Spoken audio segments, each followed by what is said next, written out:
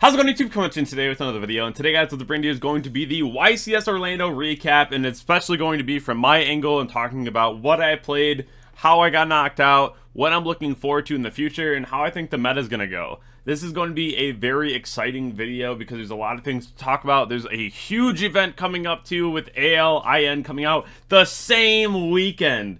I hate that they're doing this now because it's just a scramble for cards, and I'm just going to say it right now, next set is like one of the most important sets that we've had in a really long time. There's a lot of cards that no matter what deck you're playing, you have to buy some of the product to try to get some of the cards in time.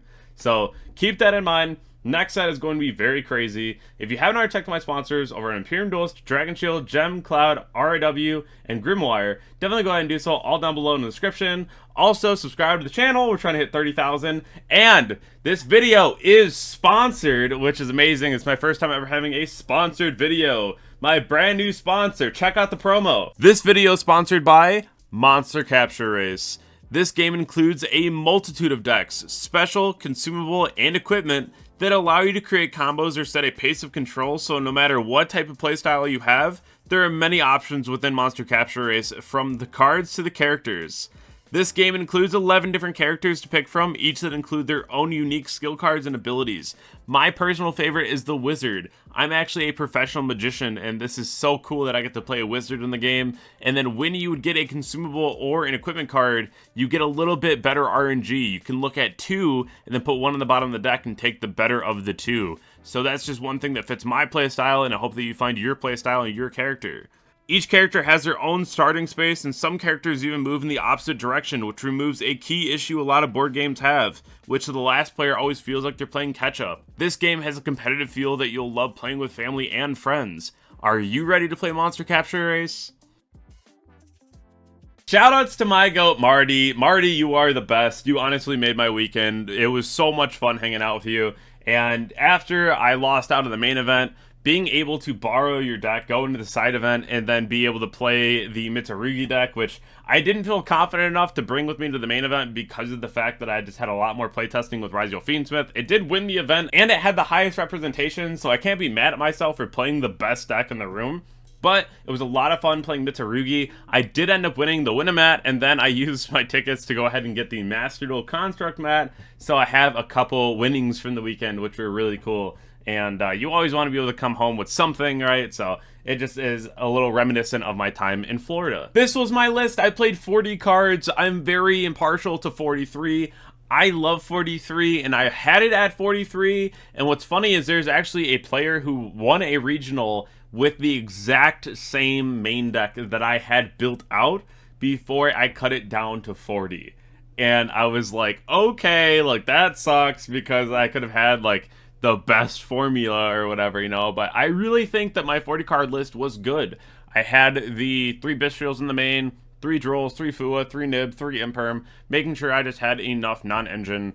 And then also on the sideboard, I have a lot of hate for Malice. I have the Phantasmes, the Mawals to try to draw into Lancias. I do have the Xyz Encores, which is fantastic in the Solemn Strike. I think Solemn Strike was like the #1 card to play in the side deck right now. The card's just so fantastic. Now, shoutouts to Chris, and this made me feel a lot better. So I ended up getting knocked out of the main event, but my friend used my list to go to a big case tourney, and he won 6 boxes and got first place. So I know the list was good. I know the theory was there, and the list itself was so consistent. But my 3 losses were absolutely ridiculous situations. And I hate blaming things on variance and on whatever else in the universe, right? Like I stepped on a rock instead of the grass or something, and that's why I lost, right? I hate doing that. But I will tell you my situations that happened. The first one was in game 1, I got Nibiru'd, Imperm, Ash, Bystial, and I was like, I guess. Game 2, I Lancia'd my opponent on Malice, and they auto-scooped. Game 3, I got hit with Shifter. They activated Field Spell. I Phantasmade their Link 1, and they Talent Ripped my hand, and that was the end of the game. And then the second loss, I drew 4 unique hand traps and Talent, and I just couldn't draw engine, so it was a game 3 situation in the mirror match. I was able to like clear their whole board and whatnot just because of like Nib Imperm, right? Which is fantastic. But unfortunately, this did not work out in my favor. The last one was absolutely ridiculous. I only opened Fiendsmith twice. My first board got broke by Book and the Duster. The second one got broke with a Desiree in defense and a Set Paradise. My opponent goes L-Storm. I chain Desiree to keep my Paradise. They go chain Droplet.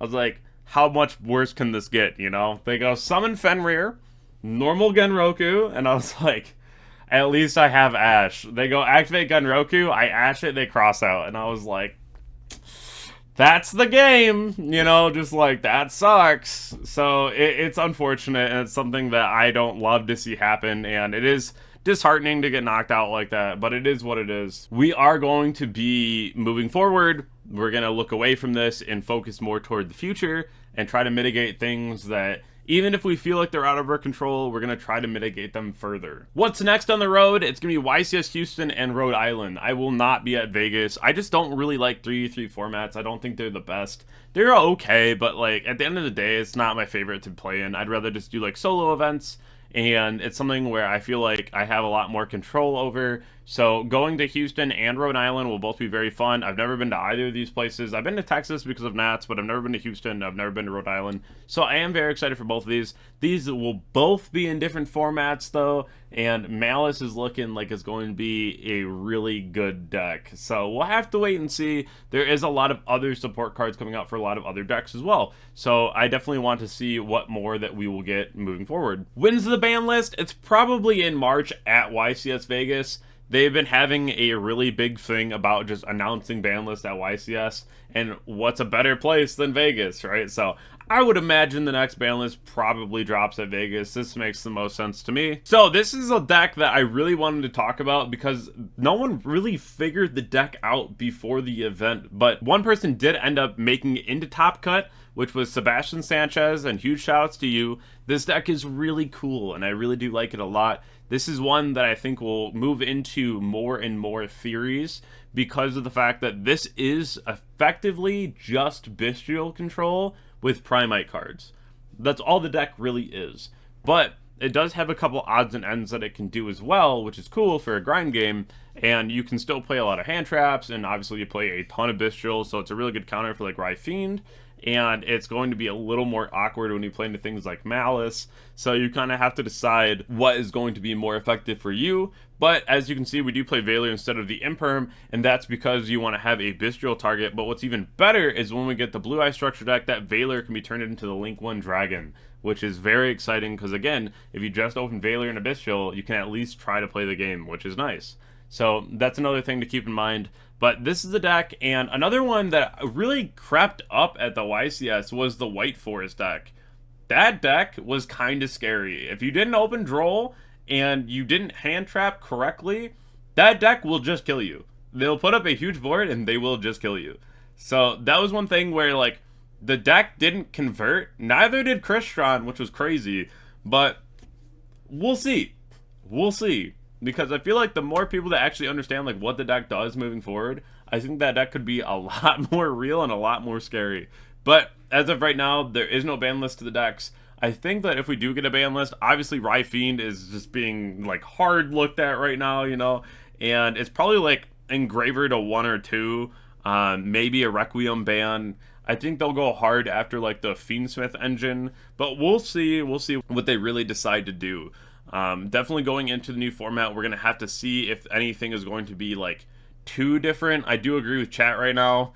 Dweller, Lancia, Droll, Shifter, these cards gotta go. Like, they're not healthy. There's so many non-games, and it's really just annoying to keep seeing these things come up every single format. And Dweller is like in and out of formats, but it still is a problem every time it shows up. And we've seen cards banned like that in the past where it's like, well, it's not an issue right now, but like when it is an issue, it needs to go. So hopefully it is time and we start seeing some of these cards move to the ban list. I hope that you enjoyed today's video, and if you did, definitely go ahead and check out all my socials over on Twitter, Discord, Instagram, subscribe to my YouTube channel, and follow my Twitch. I hope that you guys all have a wonderful day. I'm glad to be back, and I'll catch you all in the next video. Thank you.